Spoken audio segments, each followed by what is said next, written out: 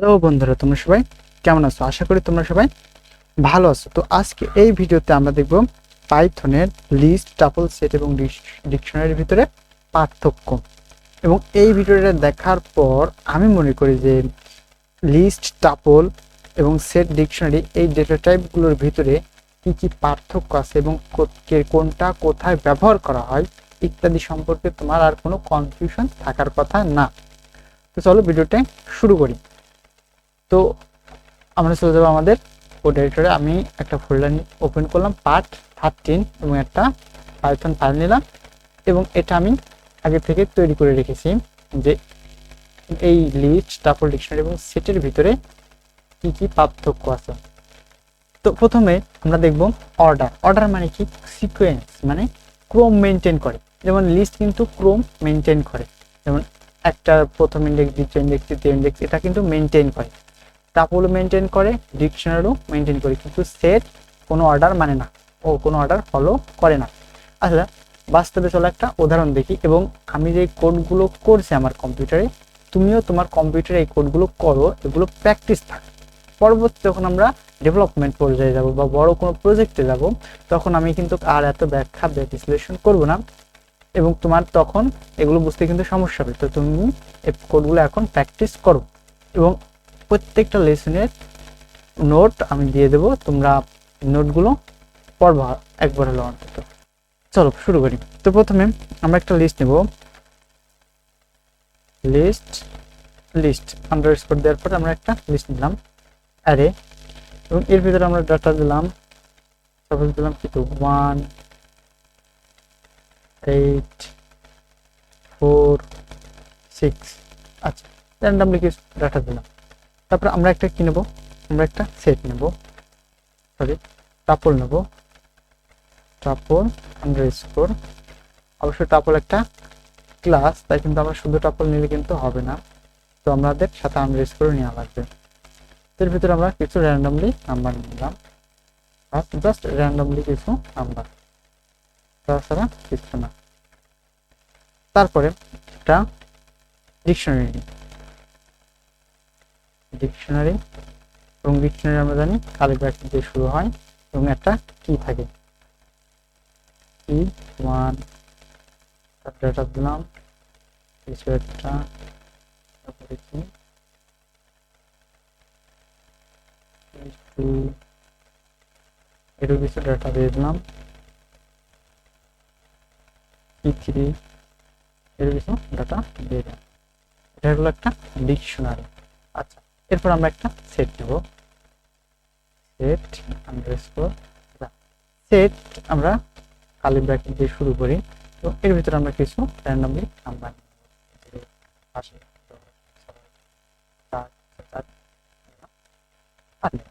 ঠিক আছে, একটা সেট। আচ্ছা, এবার আমরা দেখবো অর্ডার, মানে দেখো আমরা যখন লিস্টটাকে প্রিন্ট করি, প্রিন্ট লিস্ট, এবং এই কোডটা যদি আমরা এখন রান করাবো, আমরা কিভাবে রান করে সবাই জানি। আমরা এখানে যাব, টার্মিনাল নেব, টার্মিনাল, এবং এখানে করলে পাইথন, ফাইলের নাম ডট পাইথন। তো দেখবো 1 8 4 6, অর্থাৎ এখানে আমরা যেভাবে ডিফাইন করেছি এখানেও ঠিক সেম ভাবে প্রিন্ট করেছি। আবার যদি আমরা টাপল ডিকশনারি করি, তো এরাও কিন্তু সেম ভাবে সেম কি এবং ক্রম অনুযায়ী সাজাবে। যদি আমরা এটা একটু দেখি,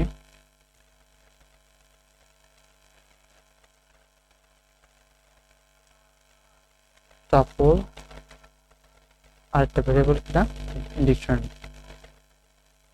ডিকশনারি আন্ডারস্কোর। যদি এবার রান করি, তো আমরা কি দেখতে পাবো যে এখানে টাপল ঠিক যেভাবে ডিফাইন করা আছে, লাস্টে 80 5 7, তারপরে হচ্ছে নাকি সরি 5 8 6 7, তারপরে 4 10 80, এবং কি 1 কি 2 কি 3 আমরা ঠিক যেভাবে ডিফাইন করেছি ঠিক সেভাবে আছে। কিন্তু আমরা যদি সেটকে প্রিন্ট করি, সেটকে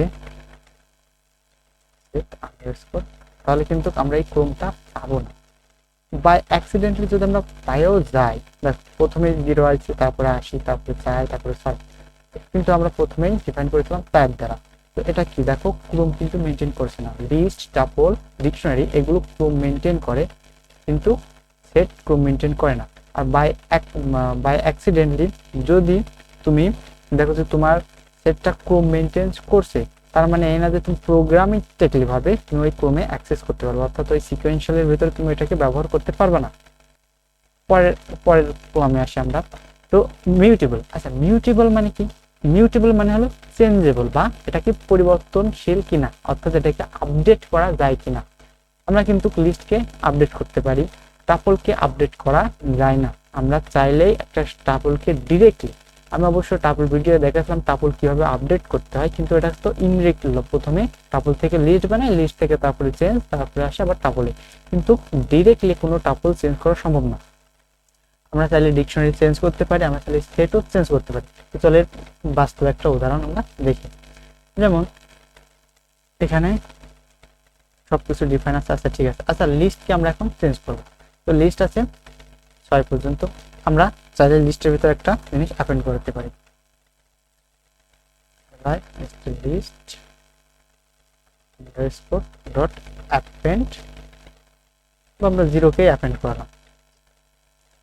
এটা কিন্তু সম্ভব, অর্থাৎ লিস্টের ভিতরে কি পরিবর্তন করা সম্ভব।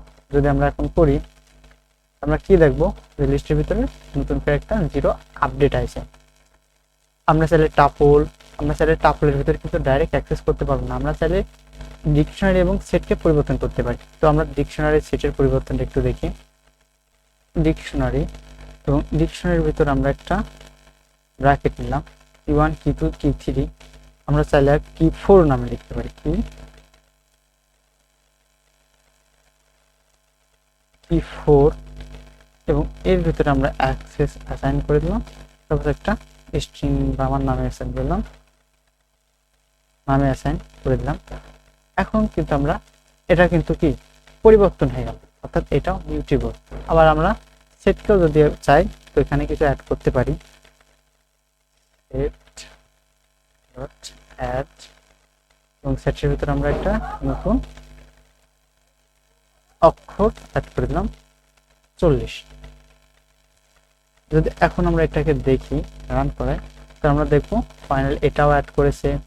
আমার হচ্ছে কি1 নতুন একটা 4 নাম্বার কিউ অ্যাড হলো, এবং 40, এই দেখো 40টা অ্যাড হয়েছে। কিন্তু আমরা যদি টাপলের বেলায় তার ভিতরে কোনো কিছু অ্যাড করতে যাই, তখন কি ইরর থ্রো করবে, কারণ কি আমরা ডাইরেক্ট একটা টাপলের ভিতর টাপলের ভিতর তার ইন্ডেক্স নাম্বার দিয়ে, তারপর দিলাম ইন্ডেক্স নাম্বার 2, এবং তার ভিতরে আমরা কিন্তু কোনো কিছু অ্যাক্সেস করতে পারবো না, এটা একটা ইরর থ্রো দেবে। কারণ এটা বলবে কি টাপল হলো টাপলই, এটা একবার ডিফাইন করা হয়ে যায়, তার ভেরিয়েবলের মান ওই রকমই থাকবে, আর কোনোভাবে চেঞ্জ করা যাবে না। এই জন্য মূলত টাপলের সৃষ্টি, কারণ টাপল আর লিস্টের ভিতরে এই একটাই মাত্র পার্থক্য। আচ্ছা ডুপ্লিকেট, অ্যালাউ ডুপ্লিকেট বলতে কি বোঝায়? একই অ্যারের ভিতরে একই সেম আইটেম দুইটা আছে, তো একে অপরের হলো ডুপ্লিকেট। তো এই জাতীয় ফিচারকে সমর্থন করে লিস্ট, টাপল, কিন্তু ডিকশনারিতে কোনো ডুপ্লিকেট সাপোর্ট করে না, অর্থাৎ আমরা ডুপ্লিকেট কি ব্যবহার করতে পারবো না। আবার সেটাও কি আমরা ডুপ্লিকেট ডাটা ব্যবহার করতে পারবো না। তো প্র্যাকটিক্যালে উদাহরণটা দেখি। আচ্ছা আমরা এই এতটুকু কমেন্ট আউট করে দিই, কমেন্ট আউট থাক, সমস্যা নেই। আচ্ছা লিস্টে দেখো 6 আছে, আমরা চাইলে আবারও একটা 6 লিখতে পারি। আবার কি টাপলে কি 80 আছে, আমরা যদি চাই আবারও একটা 80 লিখতে পারি। ডিকশনারিতে একটা কি আছে কি1, আমরা চাইলে কিন্তু আবার কি1 ব্যবহার করতে পারবো না, এটাকে রেপ্লিকেট করে দিলাম। আমরা চাইলে কিন্তু আবারটা কি1 ব্যবহার করতে পারবো না। সাপোজ আমরা এখানে যা বোঝার অর্থে এখানে আমরা ভেরিয়েবল 25 চেঞ্জ করে দিলাম, মানে ডাটাটা চেঞ্জ করে দিলাম। আচ্ছা তারপরে সেটের ভিতরে দেখো 80 একবার আছে, 10 আছে, 6 আছে, 8 আছে। আচ্ছা আমরা 0 একবার আছে, আমরা 0 আরেকবার নেব। যদি নিই তো কি দেখব, আমরা যদি কোডটা একটু রান করে একটু দেখি, যে দেখো 6 ছিল অ্যারের ভিতরে, আরেকটা 6 কিন্তু আইছে, কিন্তু আবার টাপলের ভিতরে দেখো 80 একবার ছিল, 80 আরেকটাও চলে আসে, সমস্যা নেই। কিন্তু কিন্তু ডিকশনারির ভিতরে দেখো আমরা কি ওয়ান নামক একটা ভেরিয়েবল ছিল, প্রথম ছিল কত 10 অ্যাসাইন করেছিলাম, কিন্তু তার পরবর্তীতে যখন আবার কি ওয়ানের ওই সেম কি এর ভিতরে আমরা যখন 25 অ্যাসাইন করলাম, তখন এটা কি ওভাররাইট হয়ে গেছে, এটা কোনো ভ্যালু না, এটা ডুপ্লিকেট, ডিকশনারি ডুপ্লিকেট সাপোর্ট করে না। তখন কি হয়েছে, এই কি ওয়ান ভ্যালুর ভিতরে 25 অ্যাসাইন আছে এবং আমরা এখানে 25 দেখতে পাবো। অর্থাৎ সর্বশেষ একটা ডিকশনারি সর্বশেষ কি এর ভিতরে যেটা অ্যাসাইন হয় সেটাই তার ভ্যালু হয়ে থাকে। ঠিক আছে, এভাবে। তারপর আছে কি সেট, সেটের ভিতরে আমরা কিন্তু 0 একবার নিয়েছিলাম, কিন্তু 0 একটাই আছে, দুইটা হয়নি, কারণ সেটও ডুপ্লিকেট ডেটা কাজ করে না, ডুপ্লিকেট ডেটা অ্যালাউ করে না। আচ্ছা, এটা ছিল মূলত ডুপ্লিকেট।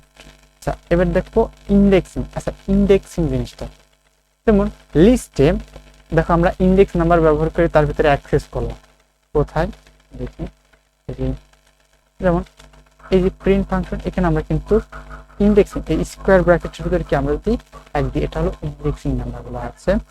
আমরা কিন্তু লিস্টের ইন্ডেক্সিং নাম্বার ইউজ করে তার ডেটার ভিতরে আমরা অ্যাক্সেস করতে পারি। যেমন 8, প্রথম যার ইন্ডেক্সিং 1 সেটা হলো 8। আমরা চাইলে টাপলেরও ইন্ডেক্স ব্যবহার করতে পারি, আমরা চাইলে টাপলেরও ইন্ডেক্স ব্যবহার করতে পারি, যেমন 8 টাপলেরও আর ডিকশনারিরও 8, মানে এটা এটা। আচ্ছা, আমরা ডিকশনারিরও ইন্ডেক্স ব্যবহার করতে পারি কিভাবে, কি নামে। আমরা কিন্তু 1 2 3 4 এগুলো ইন্ডেক্স ব্যবহার করতে পারবো না, ডিকশনারি ইন্ডেক্স হয় তার কি, যেমন আমরা কি 2 ব্যবহার করতে পারি, এটা কিন্তু আমরা ইন্ডেক্সিং ব্যবহার করতে পারি। ঠিক আছে, এই 20। কিন্তু সেটের বেলায় আমরা ইন্ডেক্স ব্যবহার করতে পারবো না, কারণ সেট আমরা জানি যে এটা আনঅর্ডার, অর্থাৎ এটা সিকোয়েন্স মেনটেন করে না। তো এটার ডেটা কখন কোন জায়গায় পরিবর্তন হচ্ছে ঠিক নাই, তো এটার কোনো ইন্ডেক্সিং হয় না।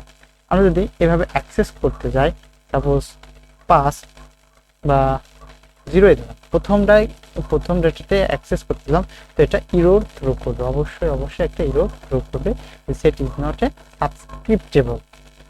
আশা করি পাইথনের ভিতরে পাইথনের ডেটা টাইপগুলোর ভিতরে কি কি পার্থক্য আছে তোমরা প্র্যাকটিক্যাল সব কিছু দেখলে, এবং আশা রাখি যে তুমি নিজেও তোমার কম্পিউটারে এই কোডগুলো এক্সিকিউশন করালে।